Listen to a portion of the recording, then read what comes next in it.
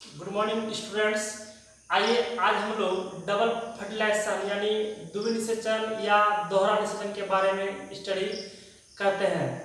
देखिए, इसे सर्वप्रथम एस जी नवास्टिन ने 1898 ईस्वी में खोजा था।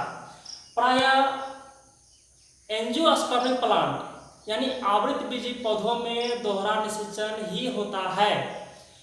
अलग से हमें निषेचन पढ़ने की आवश्यकता नहीं है, ठीक है।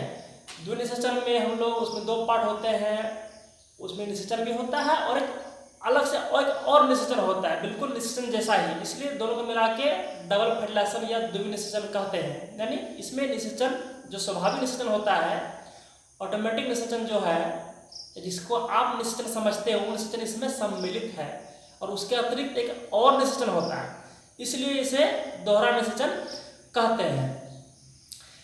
देखिए, अधिकांश एंजियोस्पर्मिक प्लांट में यानी 80% एंजियोस्पर्मिक प्लांट में जो पोलिनेशन होता है, परागण, उसमें माइक्रोस्पोर का जो स्ट्रक्चर होता है वो इस प्रकार का होता है, ठीक है। ये हम पहले ही बता चुके हैं। इस स्टेज में रहते हुए इस परागकण का पोलिनेशन हो जाता है, यानी वह किसी परागकोश से निकलकर वर्तिकाग्र में पहुंच जाती है, ठीक है। इस परागकण का क्या स्ट्रक्चर है, इसमें दो प्रकार के केंद्रक होते हैं। एक जनरेटिव न्यूक्लियस कहलाता है, जो छोटा होता है और पीछे होता है, और दूसरा बड़ा होता है और आगे होता है, ये कहलाता है वेजिटेटिव न्यूक्लियस। यह दो न्यूक्लियस वाले स्ट्रक्चर का स्थानांतरण परागकोश से कहाँ हो गया? स्टिग्मा में हो गया, पुष्प के स्टिग्मा में, वर्तिकाग्र में हो गया, ठीक है। और देखिए, यह ऑलरेडी हैप्लोइड है, क्योंकि इसका जो निर्माण हुआ है वह परागकोश में, ठीक है, या माइक्रोस्पोरेंजियम में मियोसिस प्रक्रिया द्वारा हुआ है। यह आप पहले पढ़ चुके हैं, यानी मेरा वीडियो देखिएगा, आपको समझ में आ जाएगा। देखिए, तो इसका पोलिनेशन हो गया, या किसी पुष्प के परागकोश में था, वहां से निकल के स्टिग्मा में पहुंच गया। अब जैसे ये स्टिग्मा में पहुंच गया, ठीक है, तो यहाँ पर कुछ ओस के बूंदे या फिर कुछ चिपचिपा पदार्थ रहता है, उसको एब्जॉर्ब कर लेगा। कौन एब्जॉर्ब कर लेगा? यह एंजाइम एब्जॉर्ब कर लेगा, जो परागकण का जो बाहरी दीवार है, जो निर्जीव पदार्थ की बनी हुई होती है, स्पोरोपोलेनिन की बनी हुई होती है, यह वाटर को या नमी को अवशोषित करके क्या होता है, फट जाता है। यह फट गया और उसी वक्त ये जो वेजिटेटिव न्यूक्लियस है यह अंकुरित हो जाएगा, और ये अंकुरित हो जाएगा, ठीक है। और एंजाइम में कहीं कहीं पर जर्मपोर रहता है, उस जर्मपोर होके यह पोलन ट्यूब बाहर निकलने का प्रयास करेगा, या निकलता ही है, या और उसको स्पेस नहीं मिला पोलन ट्यूब को जर्मपोर के द्वारा निकलने का स्पेस अगर नहीं मिला, तो क्या करता है, यह एंजाइम को फाड़ देता है, क्योंकि वह नमी एब्जॉर्ब किया हुआ होता है और आसानी से फट भी जाता है। तो ये वेजिटेटिव न्यूक्लियस क्या है, पोलन ट्यूब बना दिया। देखिए यहाँ अंकुरित हो रहा है, ठीक है। आपको कुकुरबिटेसी फैमिली, इसमें से कद्दू ये सब हो गया, ठीक है। तो उन फैमिली में आपको एक ही साथ जब उसका अगर माइक्रोस्कोप द्वारा अध्ययन करेंगे, तो उसमें आपको एक स्टाइल में बहुत सारे पोलन ट्यूब प्रवेश करते हुए आपको दिखाई देंगे, ठीक है। तो यह वेजिटेटिव न्यूक्लियस अंकुरित होकर क्या हुआ, पोलन ट्यूब बना दिया। यह पोलन ट्यूब स्टाइल को चीरते हुए आगे जा रहा है, ठीक है। तो आगे ये जा रहा है, इसको कहीं पहुंचना है, इसको अपना लक्ष्य पता है, ठीक है। और तो ये आगे पहुंचेगा। यहाँ की स्ट्रक्चर देखिए, यह स्ट्रक्चर है एम्ब्रियो सैक का, यानी भ्रूण कोश, ठीक है। इसमें क्या क्या है, सिनर्जिड है, एक है सेकेंडरी न्यूक्लियस है और एंटीपोडल सेल है, ठीक है। एम्ब्रियो सैक यानी फीमेल गैमेटोफाइट, इसका डेवलपमेंट कैसे होता है ये मैंने आपको बताया। तो ऑलरेडी ये यहाँ बन चुका है।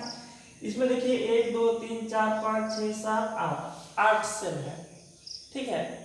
ये क्या होता है, सेकेंडरी न्यूक्लियस का जो आपस का दीवार होता है, या जो सटा हुआ है, ये घुल जाता है। ये घुल जाता है तो ये एक कोशिका बन जाता है, बट केंद्रक इसके अंदर दो रहता है, समझ गए। तो क्या होता है 7 सेल और 8 न्यूक्लियस वाली स्ट्रक्चर यहाँ पर रहती है। सेकेंडरी न्यूक्लियस क्योंकि यहाँ पर 2 केंद्रक है इसलिए 2n हो जाता है। बाकी यहाँ पर सभी 1 2 3 ये सब सिनर्जीड, एक एंटीप्रोटॉन सेल, यहाँ सभी क्या होते हैं हैप्लोइड होते हैं, n ही होते हैं।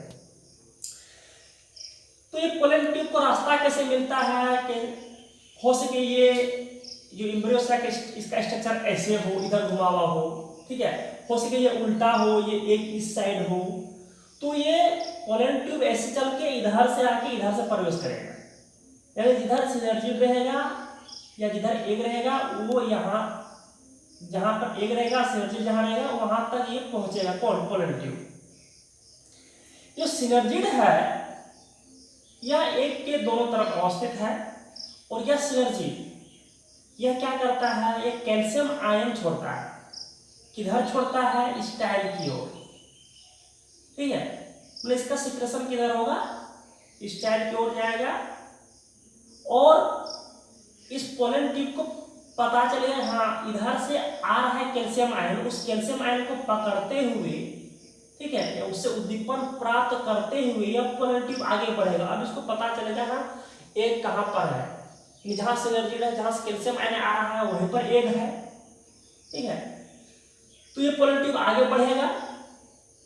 ये पोलन ट्यूब जैसे आगे बढ़ेगा, पीछे क्या था देखिए जनरेटिव न्यूक्लियस था, यह जनरेटिव न्यूक्लियस इसमें प्रवेश कर जाएगा, इसमें प्रवेश कर जाएगा।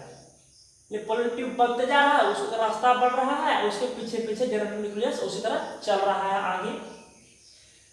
जैसे ही पोलन ट्यूब पहुंचेगा एम्ब्रियो सैक के करीब, यहाँ जो था जनरेटिव न्यूक्लियस, ठीक है, इसमें एक बार माइटोसिस हो जाएगा, यानी एक केंद्रक से 2 केंद्रक बन जाएगा, ठीक है। ऑलरेडी तो ये हैप्लोइड है ही, समझ गए।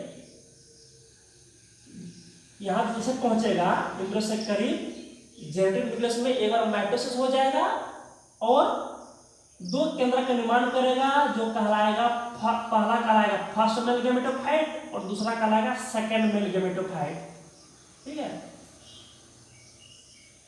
इसे नर युग्मकोद्भिद कहते हैं। क्या कहते हैं? नर युग्मकोद्भिद।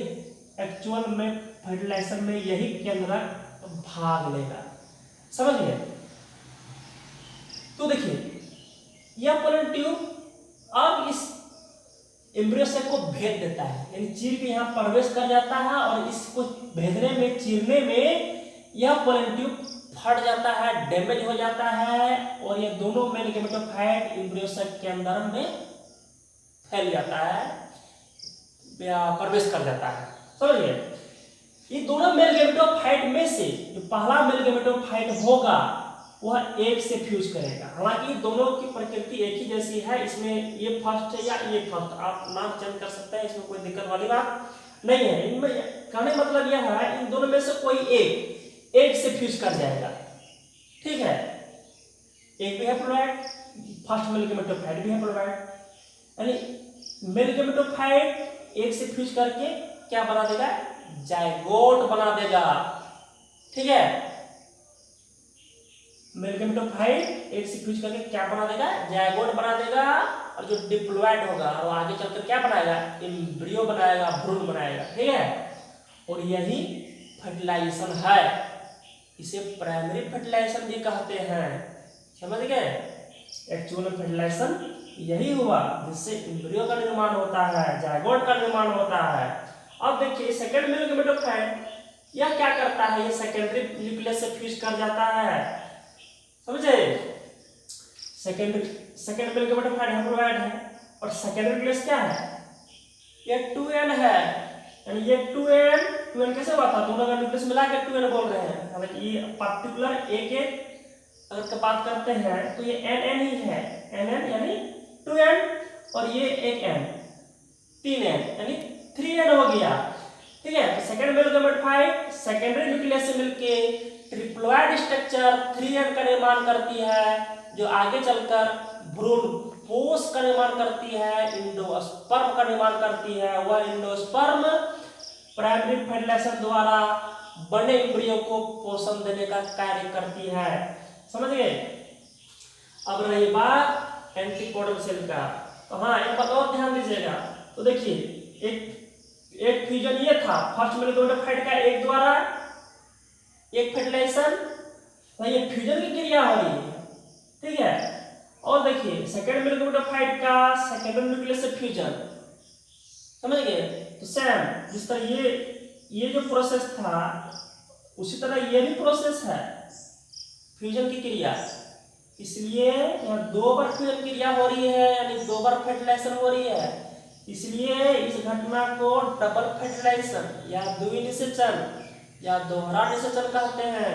एंजियोस्पर्म प्लांट में इसका बहुत बड़ा महत्व है, समझ गए। एंजियोस्पर्म हम लोग को पोषण, हम लोग भी उसका भोजन करते हैं, जैसे चावल है तो चावल को आप तोड़ के देखिएगा, उसमें जो अधिकांश भाग है, ठीक है, वह एंजियोस्पर्म ही है जो हम लोग खाते हैं, जिससे मेरा पेट भरता है। नारियल में अधिकांश भाग पानी हुआ और जो नारियल खाते हैं वो सारा एंजियोस्पर्म का ही भाग है, समझ गए। जो हाईली न्यूट्रिटिव होता है, पोषक तत्वों की मात्रा प्रचुर होती है, समझ गए, इसका बहुत महत्व है। अब देखिए रहा ये एंटीकोडल सेल, इसका कोई खास महत्व नहीं है। ये क्या होता है, आगे चल के डिजेनरेट कर जाता है, यानी मर जाता है, नष्ट हो जाता है, समझ गए।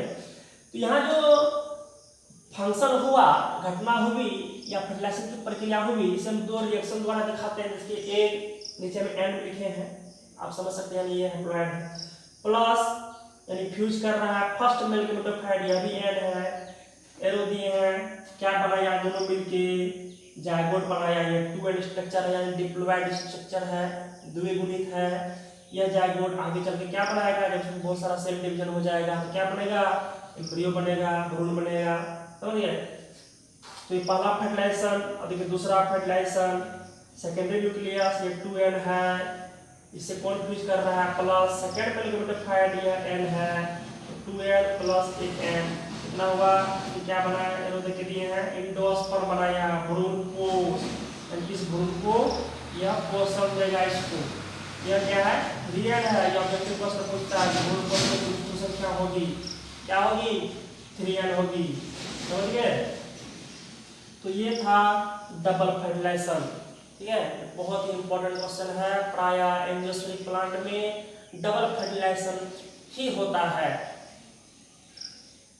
और एक खास बात, ये जो सेकेंडरी न्यूक्लियस है और ये मेलिग्नोटाइड है, इसमें 2 केंद्रक और 1 केंद्रक, यानी 3 केंद्रक का फ्यूजन होता है, इसलिए इसे